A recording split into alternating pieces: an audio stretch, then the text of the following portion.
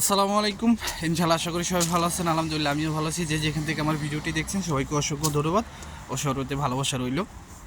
আচ্ছা, আমি কিন্তু ফোন দিয়েই ভিডিও করি, আর আমি কিন্তু কোনো অন্য কিছুতে ভিডিও করি না। মানে অন্য আদার্স মানুষগুলোর মতো আমার কিন্তু কোনো দামি ফোনও নাই। তো যাই হোক, আজকে কথা বলবো হচ্ছে অ্যাপয়েন্টমেন্টের বিষয়টা নিয়ে। দেখেন, আমি দুইটা ভিডিও জাস্ট আপনাদের মাঝে দিয়েছিলাম। একটা ভিডিও হচ্ছে অ্যাপয়েন্টমেন্ট প্রতিদিন দেওয়া হচ্ছে 4-5টা করে, আরেকটা ভিডিও হচ্ছে যেন এখন তৈরি দেওয়া হয়নি।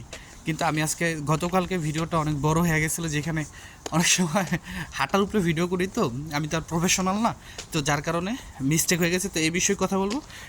ডেলিভারি দিব অনেকেই যে শহরগুলো থেকে মানে বলতেছেন যে আপডেট চান, সেই শহর নিয়ে আজকে আপডেট দিব। তো ইনশাল্লাহ ভিডিওটা পুরোটা দেখার চেষ্টা করবেন।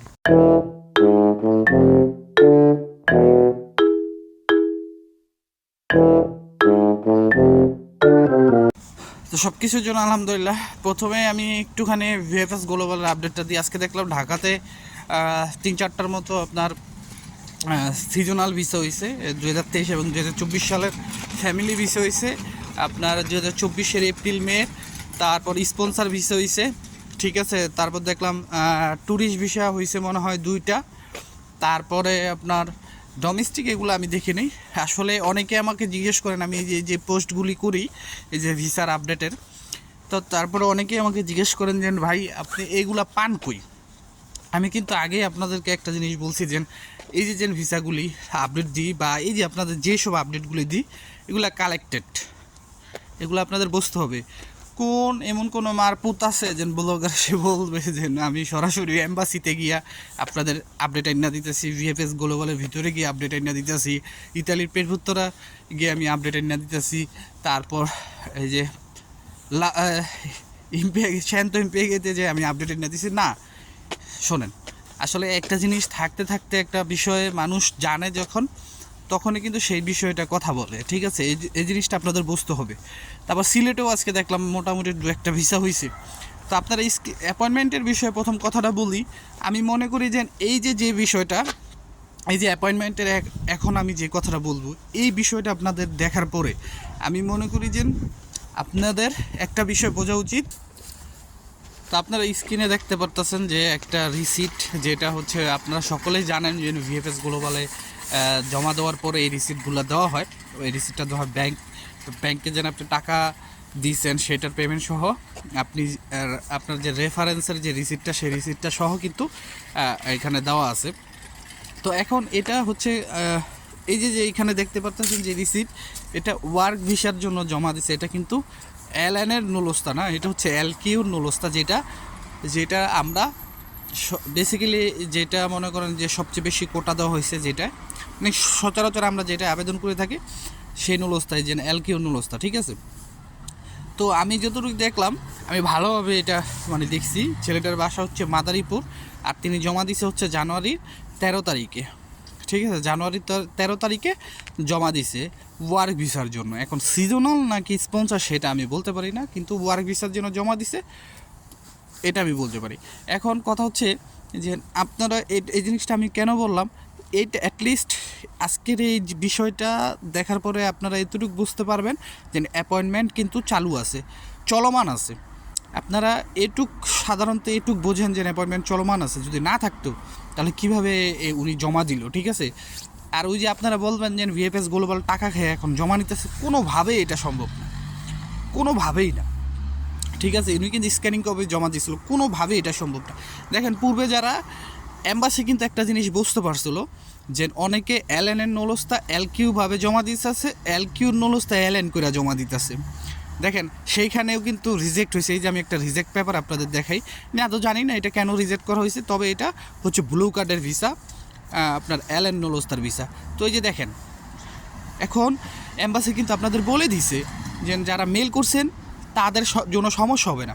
এখন আপনার বুঝতে হবে, আপনারা খালি বারবার বলতেছেন ভাই অ্যাপয়েন্টমেন্ট পাইতাছি না। আপনারা মনে করেন, আমার মনে হয় না এম্বাসি এখন আমাদের উপরে যতটা মনে করেন যে বিরক্ত হয়ে গেছে, মনে হয় না যে আপনি যদি অ্যাপয়েন্টমেন্ট না পান, আপনারা পরবর্তীতে রিপ্লাই দিয়ে বলবো যে আপনি আর অ্যাপয়েন্টমেন্ট পাবেন না, আপনার নুরস্তাটা ফেক। কারণ তারা বইলেই দিয়েছে যে আপনাদের সাথে যোগাযোগ করা হবে, যদি আপনার নুরস্তা সঠিক থাকে আপনাকে জমা দেওয়ার জন্য বলা হবে। তো সেই ক্ষেত্রে আজ থেকে এতটুকুতে বোঝা যায় যে আপনাদের অ্যাপয়েন্টমেন্ট চলমান আছে, চালু আছে, ঠিক আছে। আর আরেকটা এখন একটা ছেলের আমি একটা পোস্ট দেখাই, উনি পেজে পোস্ট করছিল 2022 সালের কোটায় 23 সালে উনি আবেদন কইরা আপনার মানে 23 সালে মার্চ মাসে আবেদন করে নুলস্তা পাইছিল।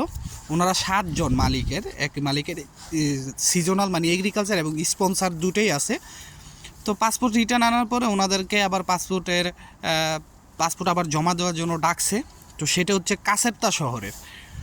আর আমি একটা জিনিস মানে দেখলাম যে আপনার বাড়ি শহরের থেকে সবাই খালি বলতেছেন ভাই বাড়ি শহর ভাই সব শহরেই কিন্তু কাজ চালু হয়ে গেছে, সব শহরেই ভিসা পাচ্ছে কম বেশি, সব শহরে রিজেক্ট হচ্ছে। এখন এটা আপনাদের বুঝতে হবে। আর আমি জানি যে ভাই আপনাদের এই যে অনেকে অনেক কথা বলেন আমারে, কিন্তু আমি এটা সচরাচর বুঝি, কারণ আমিও কিন্তু 4 মাসের একটা ভুক্তভোগী ছিলাম আসার আগে। তো এইখানে একটা যারা ব্লগ ভিডিও করে ইতালি থেকে, যেখান থেকেই করুক, আপনাদের যারা ভুক্তভোগী তাদের একটা আস্থার জায়গা কিন্তু এই যে যারা ব্লগার বা ভিডিও বানায় তারাই। কারণ আপনারা কিন্তু তাদের থেকে কিছু নতুন নতুন ইনফরমেশন জানার জন্যই কিন্তু আসেন। এখন সেটা যদি আমি 2-4টা ভিউর আশায় 2-4 টাকা ইনকামের আশায় আপনাদেরকে মনে করেন মিথ্যা নিউজ দিই, ওই যে কথা আছে না, কুল্লু নাফসিন জায়গাতুল মাউত, মৃত্যুর স্বাদ সবাইকে একটু গ্রহণ করতে হইব, তাই না? এখানে তো আমি খারাপ নাই। এই যে হাজারো মানুষের স্বপ্ন, জীবনের রিস্ক নিয়ে লিবিয়া দিয়া সমুদ্রপথে এই যে আসতেছে, কী জন্য আসে? 2-4টা পয়সার জন্যই তো, স্বপ্নের দেশ। তো আইসা তো পৌঁছাইছি আলহামদুলিল্লাহ এখানে। তো এখানে আসার পরও কি 2-4টা মিথ্যা কথা কয়া 2-4টা ইনকাম করানোর লেগে কি আপনাদের লগে ফেক নিউজ দিব, মিথ্যা বলুম না ভাই, ওটা আমার দ্বারা সম্ভব না ভাই। আপনারা যদি খেয়াল করেন আমার ইউটিউবে কয়জন সাবস্ক্রাইবার আছে, আমি আপনাদের বলি ভাই আমার একটু সাবস্ক্রাইব করেন না, আপনাদের ভালো লাগলে আপনারাই করবেন, তো বলিও না। তবে এখন থেকে বলতে হইব, আপনারা দিবেন না, বলতে হইব। জাস্ট এক্সাম্পল আমি বুঝাইলাম। তো আমি এটাই বলতে চাই যে যদি পারি আপনাদের জন্য মনে করেন যে সাহায্যের হাত বাড়াই দিন, যদি না পারি ভাই স্টিল দাঁড়ায় থাকুন, কিন্তু ক্ষতি করার চেষ্টা করুন না বা আপনাদের কোনোভাবে বিভ্রান্ত করার চেষ্টা করুন না। তবে আমি এতটুকুই বলি যে সময় আছে এখনও, যদি মালিক ঠিক থাকে। আর মালিকের কাছে কমিউনিকেশন মেসেজ যাচ্ছে না, অনেকে ভ্যানিসের আপডেট চান। আমার যে মালিক তারও কাছেও এখন যদি কোনো আপডেট নাই, ঠিক আছে। তবে কাজ সব কিছুতেই চলমান আছে। হয়তোবা যে কোনো ফাইলগুলি হাতে ওঠে নাই, আমি সব সময় বলি যে আগে পরে বা সিরিয়াল কিন্তু এম্বাসি মেনটেন করে না। হয়তো আপনার ফাইলটা হাতে ওঠে নাই তাই আপনি এখনও পাচ্ছেন না, আপনার আগে ফাইলটা তাদের উঠে গেছে, তারাই পাচ্ছেন। তো দেখা যাক, আমি একটা টার্গেট করে রাখছি যে ফেব্রুয়ারির ভিতরে ইনশাল্লাহ সবারই একটা কাজকর্ম হয়ে যাবে। আর দ্বিতীয় কথা, আপনারা জানেন গত 2 দিন আগে ইটালিতে সিসিলিয়াতে না জানি পালোর মতো একটা তিউনিসিয়ার না জানি ইজিপ্টের একটা ছেলেকে, 19 বছরের একটা ছেলেকে পুলিশের কীভাবে জানি মানে মারছে, ঠিক আছে। তো এটা নিয়ে অনেক শহরে আন্দোলন চলতেছে। অ্যাকচুয়ালি পুলিশ ওই ছেলেটা ছিল ঝিঙ্গারি, যেটা আমরা ইতালিয়ানে বলি ঝিঙ্গারি, মানে চোর ছিল। তো পুলিশের গাড়ির সাথে মোটরসাইকেল নিয়ে কীভাবে জানি ধাক্কা লেগে মারা গেছে, আমি এটা বিষয়টা খুব জানি না। তো এই নিয়ে অনেক বাঙালিরই কিন্তু পুলিশ আটক করছে, কোস্তরায় নিয়ে গেছে মানে থানায় নিয়ে গেছে সবাই একটু সাবধানে থাকবেন। আর ইটালিতে মনে করেন যে নির্বাচনের প্রচারণা চলতেছে অনেক শহরে। তো সেক্ষেত্রে দেখা যায় যে আমার মনে হয় যে আপনাদের কাজটা দ্রুতই হবে, ফেব্রুয়ারির ভিতরে হয়ে যাবে। আমার মন বলে ব্যাক পাসপোর্টও দেখলাম যে 7টা 8টা 10টা এরকম দিতেছে ঢাকা থেকে, কারণ সিলেট আর চিরাঙেতে তো দেয় না, ঢাকাতেই দেয়।